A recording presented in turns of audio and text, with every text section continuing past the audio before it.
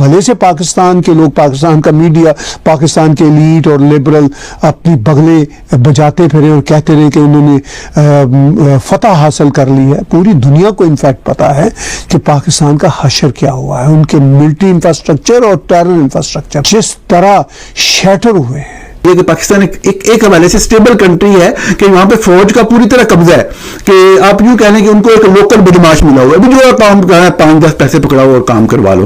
पाकिस्तान के जो चाइना के द्वारा सप्लाइड एयर डिफेंस सिस्टम्स थे, जो वो दुनिया को बेच रहा था, उस एयर डिफेंस सिस्टम को केवल 23 मिनट में जैम कर दिया था और पूरे ऑपरेशन को हमने अंजाम दे दिया। चाइना के एयर डिफेंस सिस्टम आपने देखा ना वो कैसे सोते रहे। जो पाकिस्तान का एक भ्रम था, जो एक भ्रम था, और जो चाइनीज हथियार, टर्किश हथियार, इस्लामिक हथियार, यहाँ से हथियार वहां से हथियार, सर 2.5 दिन में इनको खत्म कर दिया हमने। 2.5 दिन में इनको इनकी औकात पे ला दिया हमने, धूल चटवाने पे मजबूर कर दिया 2.5 दिन में। ऑपरेशन सिंदूर के द्वारा मैंने कहा ना बड़ा प्रमोशन हुआ है हमारे लिए, ये मार्केटिंग है। पाकिस्तान भले आज खून के आंसू रो रहा है, लेकिन कहीं ना कहीं हम अपने डिफेंस प्रोडक्ट्स को दुनिया को दिखा रहे हैं। तुर्की भी लाइन पे आ गए जैसे ही हमने इनका इकोनॉमिक बहिष्कार किया है।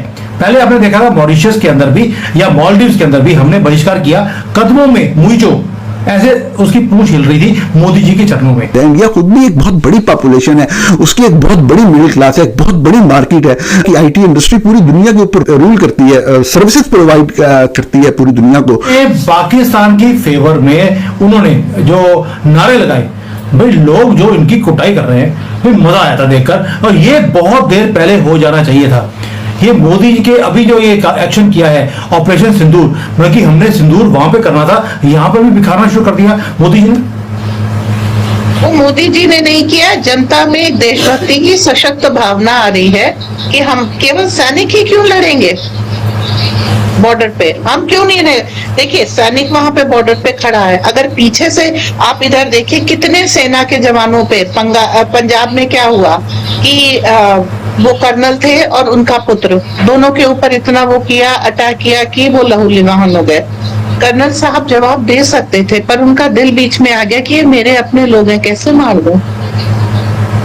आपने जब वो कुछ हो रहा था शिवसेना का, तो आपने देखा महाराष्ट्र में एक नेवल ऑफिसर के ऊपर अटैक कर दिया। अब पकड़ के अभी एक जवान ने गुहार लगाई है कि साउथ इंडिया में मेरी फैमिली है, मोदी जी उसको बचा लीजिए। वो सब छोड़ करके यहाँ पर जा रहा है, बॉर्डर पे जान की बाजी लगा रहा है, और वो और उसका परिवार यहाँ पर सेफ नहीं है। ये जिम्मेदारी सैनिक की नहीं है, ये हमारी है। कुछ तो हमें अपनी रक्षा के लिए, अपने समाज के लिए करना चाहिए। तो वो चीज अब हम करना शुरू कर रहे हैं। भाई इन्होंने तो ठान रखी अपनी जन्नत के चक्कर में हमको निपटा देना है। तो हमको तो जन्नत नहीं मिलेगी ना, तो हमको तो फिर प्रतिकार करना पड़ेगा, क्योंकि हम तो काफिर हैं। तो जन्नत जाने, जहन्नुम जाने से रोकना अपने आप को हमारा फर्ज है, क्या करें। अब वो फर्ज जाकर के हिंदू उठा रहा है। हाँ, लेकिन हमारे जो लोग हैं वो अभी भी, क्योंकि हमने क्या किया है, पाकिस्तान का पानी बंद किया है, वहां पर अटैक किया है, और वेस्ट बंगाल में हिंदू लोग सड़कों पे आ गए और उन्होंने बोलना शुरू कर दिया कि ये जो आपने गलत काम किया है, पाकिस्तान का पानी बंद कर दिया। आपको लगता है कि जो वेस्ट बंगाल में इन्होंने हिंदू खड़ा है, वहां पे मुसलमान कोई भी सड़कों पे नहीं आया। ये सीपीआई के लोग वहां पर आके, कम्युनिस्ट जो लोग हैं उस मानसिकता के, उन्होंने आखिर किया है। इनको क्या बोलेंगे आप? ब्रेन वॉश बनाना रिपब्लिक। अब बुद्धि ही नहीं है, स्टॉकहोम सिंड्रोम है कि अगर आतंकवादी मारे जा रहे हैं तो हमको दुख हो रहा है। भेज दो इनको भी। भाई मोदी जी ने 130 करोड़ कहे हैं, उन्होंने ये नहीं कहा कि 130 करोड़ में कौन कौन आता है। ये वो स्टॉक है जिसको बाहर भेज देना चाहिए। जाओ, इनके लिए रो रहे थे ना, उनके बीच में रह आओ, नहीं तो तुम्हारे घर में 10 की संख्या में भेज देते, सिर्फ 10 भेजे। नमस्कार दोस्तों, स्वागत है आपका एक नए वीडियो में। दोस्तों पाकिस्तान के अंदर जब स्ट्राइक भारत ने की थी, तो लगभग 23-24 मिनट में ये जो चाइनीज डिफेंस सिस्टम थे PQ-9, इनको हैक कर लिया था और जाम कर दिया था। वैसे भी ये चलते नहीं, लेकिन फिर भी हमने अपनी एहतियातन, भारत की टेक्नोलॉजी इतनी जबरदस्त, इतनी शानदार है कि इनको खत्म कर दिया था। हमारे ड्रोन गए, 25-30 ड्रोन गए, और इनके जो भी डिफेंस सिस्टम थे, मतलब इनका जो भी तंत्र था, जो भी सिस्टम था, इन्होंने नहीं पकड़ पाया और हमने सारे डिस्ट्रॉय कर दिए। चाइनीज भी बहुत ज्यादा बौखलाए हुए हैं कि यार PQ-9 जो रसिया से S-300 लिया था, उसको हमने कॉपी किया था, अपना PQ-9 बनाया था, उससे एडवांस बनाया था, दुनिया भर की प्रोपेगेंडा किया था चाइनीज ने। अब चाइनीजों की बद पिट रही है तो अब पाकिस्तान के सपोर्ट में उतर रहे हैं। वैसे मामला पूरा निपट गया है, भारत को जो करना था वो कर दिया है। इनके जो भी डिफेंस सिस्टम थे वो डिस्ट्रॉय कर दिए और मात्र 23 मिनट में सब खत्म कर दिया था। तो क्या टेक्नोलॉजी है, पाकिस्तानी बहुत ज्यादा बौखलाए हुए, डरे हुए हैं। चलिए ये वीडियो देखते हैं और मैं मिलता हूँ वीडियो के अंत में। एयरफोर्स का यहाँ पे जो कहना है कहीं ना कहीं चाइना के लिए बहुत ज्यादा डिमोरलाइजिंग है कि उनका कहना है कि जो इंडियन एयरफोर्स है उन्होंने पाकिस्तान के जो एयर डिफेंस सिस्टम्स थे जो चाइना के द्वारा सप्लाइड थे उसको बाईपास कर दिया, उसको जैम कर दिया। पूरा मिशन 23 मिनट में जैम करके वो ध्वस्त करके वापस भी आ गए, जो दिखाता है इंडिया का टेक्नोलॉजिकल एज। अब दोस्तों ये कैसे जैम होता है, देखिए दुश्मन का जो भी एयर डिफेंस सिस्टम है वो भी अगर आप देखें तो रडार्स पे बेस्ड है, वैसे ही आप देखें तो अलग अलग टेक्नोलॉजी पे बेस्ड है। तो हम क्या करेंगे, उसको अलग अलग तरीके से जैम कर सकते हैं। उसका जो रडार आ रहा है उसी को जैम कर दे, वो जो सिग्नल एमिट कर रहा है उसको जैम कर दे। वैसे ही कम्युनिकेशन है, क्योंकि रडार एक बार देख लिया फिर वो क्या कर रहा है, मिसाइल यूनिट्स को कम्युनिकेट कर रहा है कि कहां पे दुश्मन का प्लेन आ रहा है, उसको मार गिराओ। तो वो कम्युनिकेशन ही बीच में काट दे, तो वो बीच में जैम कर दे तो उसको जैम कर सकते हैं। जीपीएस एंड नेविगेशन सिस्टम उस इलाके में दुश्मन का जैम कर सकते हैं तो वो हमको हिट ही नहीं कर पाएगा। Infrared and electro optical jamming कर दे तो ये भी हो सकता है, क्योंकि वो भी तो end of the day infrared के थ्रू भी हमें देख रहा है, विजिबल स्पेक्ट्रम में ऑप्टिकल सेंसिंग के थ्रू देख रहा है तो उसको भी जैम कर सकते हैं। वैसे ही जो इजराइल के साथ हुआ था स्वार्म ओवरलोड, उसके रडार्स बने थे कुछ 50 टारगेट को ढूंढने के देखने के लिए, 100 मिसाइल से एक साथ दाग दिए। तो 50 तो पकड़ा, उसने आयरन डोम में हिट किया, बाकी 50 का क्या होगा, वो अपने टारगेट तक पहुंचे। तो हमारे ऊपर भी स्वार्म ओवरलोड करने का प्रयास किया गया, लेकिन हमारा जो सिस्टम था उसने वो टेस्ट भी विथस्टैंड कर लिया। यहां पे अगर आप देखें तो आईएफ ने कहा जितने भी स्ट्राइक्स हमने किए without loss of Indian asset किया, क्योंकि चीनी तो उनके द्वारा सप्लाइड वेपन सिस्टम तो एयर डिफेंस सिस्टम तो सो रहे थे। इतना ही नहीं, रिकवरी भी हुई एनिमी आइटम्स की। PL-15 मिसाइल्स हमने रिकवर किए, टर्किश ऑरिजिन यूएवीज ईहा जिसको लिख रहे हैं ईहो बुलाते हैं, वो भी हमने पकड़ा।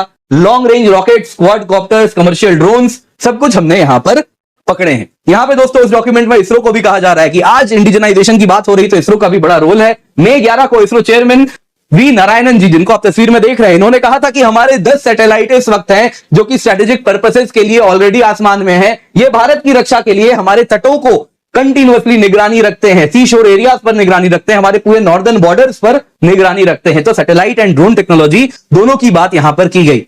इसके बाद अगर आप देखें तो ड्रोन्स की बात की गई कि इस पूरे प्रोजेक्ट में ड्रोन्स का बड़ा रोल रहा है। अल्फा डिजाइन टेक्नोलॉजी जो बेंगलुरु की कंपनी है, उसने इजराइल के एल्बिट सिस्टम के साथ पार्टनर किया। स्काई स्ट्राइकर ये जो ड्रोन था इसको हमने यूज भी किया। दोस्तों देखा आपने वीडियो, कैसे पाकिस्तानी बिल्कुल एग्री है कि क्या दुर्गति हुई है इस युद्ध में। 3-4 दिन चली इस युद्ध में पाकिस्तान की क्या दुर्गति हुई है, ये पूरी दुनिया ने देखा। कुछ जाहिल हैं, कुछ पढ़े लिखे लोग नहीं है, कुछ गंवार लोग हैं, उसमें से एक शाहिद अफरीदी भी है। ज्यादातर जो लोग हैं पाकिस्तान के अंदर वो पाकिस्तान की इस दुर्गति का जीत में तब्दील करके जश्न मना रहे हैं, रोड पे निकल के जश्न मना रहे हैं कि हमने भारत को ये कर दिया वो कर दिया। आप अगर वास्तव में सच्चाई जानना चाहते हो तो भारत के अंदर कुछ नहीं हुआ। अगर बात करें पुंछ में, जम्मू कश्मीर का एक जिला है पुंछ, वहां पर थोड़ी सी कैजुअलिटी हुई है, लेकिन जितनी कैजुअलिटी पाकिस्तान के अंदर हुई है उसकी 1% भी भारत के अंदर कोई नुकसान नहीं हुआ है। पाकिस्तान के अंदर जितने भी एयर डिफेंस सिस्टम थे वैसे भी इनके चलते नहीं थे, PQ-9 वैसे भी चलते नहीं, लेकिन फिर भी हमने 25-30 ड्रोन जो भेजे उसने बहुत तबाही मचाई पाकिस्तान के अंदर। पाकिस्तान का क्रिकेट स्टेडियम तबाह हो गया, सारे डिफेंस सिस्टम तबाह हो गए।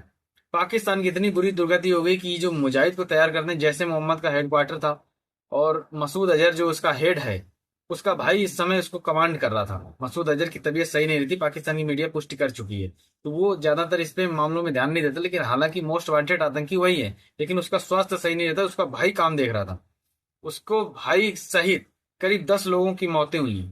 हमने पूरा हेडक्वार्टर गिरा दिया। पाकिस्तान के लोग ये मानते हैं कि यहाँ पे मौलाना साहब का मस्जिद थी उसको गिरा दी, उसमें मुजाहिद और लड़के तैयार किए जाते हैं। अब किस लिए तैयार किए ये पूरी बात नहीं बताई उन लड़कों ने, तो ये इंटरव्यू वायरल हो रहे हैं। तो पाकिस्तान के अंदर इतनी ज्यादा निराशा है, उसके बावजूद भी ये खुशी मना रहे हैं कि हमने भारत के ऊपर फतेह हासिल की। हमारी पाक आर्मी जो है दुनिया के नंबर 1 की आर्मी है। अभी IMF से $1 बिलियन की भीख ली है, कुछ अमेरिका से भीख मिली है, तब कहीं जाके गुजारा हो रहा है, और बराबरी भारत से कर रहे हैं। भारत की टेक्नोलॉजी इतनी हाई पहुंच गई है कि यहाँ से ड्रोन भेजे और सटीक जगह पे ड्रोन पहुंचे, किसी को भी निर्दोष इंसान की कोई कैजुअलिटी नहीं हुई। जिसको मारना था, मतलब कि जो भी डिफेंस सिस्टम को खत्म करना था वो खत्म कर दिए। और इनके डिफेंस सिस्टम ने किसी को भी डिटेक्ट नहीं किया। एक तरीके से भारत की टेक्नोलॉजी ने जाम कर दिया। और अगर मान लेते हैं कि थोड़ी टेक्नोलॉजी इनकी हाई होती भी, PQ9 की मैं बात कर रहा हूँ, पाकिस्तान की कोई टेक्नोलॉजी हाई नहीं है, PQ9 जो डिफेंस सिस्टम उसकी हाई होती भी तो कुछ ना कुछ तो करना ही चाहिए था। उसने कहीं पे कोई बिल्कुल सन्नाटा पूरा खत्म कर दिया। अब पाकिस्तानी डरे घबराए बौखलाए हुए हैं, भारत के ऊपर जहर उगल रहे हैं। तो आप लोगों ने पूरा वीडियो देखा ही दोस्तों। इस चैनल के ऊपर मैं बहुत मेहनत कर रहा हूँ, मेरा चैनल हो गया डीमोनेटाइज, रीयूज कंटेंट आ गया था। अब मैं आपको इस वीडियो में बता रहा हूँ, लाइव में मैंने बताया भी है, तो फिर भी मैं मेहनत कर रहा हूँ। चैनल डाउन हो गया, बिल्कुल भी व्यूज नहीं आ रहे हैं, और ऊपर से जो भी व्यूज आ रहे हैं उसका पैसा नहीं मिलेगा। 7 अगस्त तक ये चैनल डीमोनेटाइज रहेगा, उसके बाद मोनेटाइज हो जाएगा। मैं भी, मुझे लगता है, क्योंकि मैंने ज्यादातर वीडियो जो खतरे वाले थे वो मैंने डिलीट कर दिए हैं। तो आप लोगों से हाथ जोड़ के प्रार्थना है, कृपया चैनल को सब्सक्राइब करें, वीडियो को लाइक करें, वीडियो शेयर करें। मिलते हैं नेक्स्ट वीडियो में, तब तक के लिए जय हिंद, वंदे मातरम।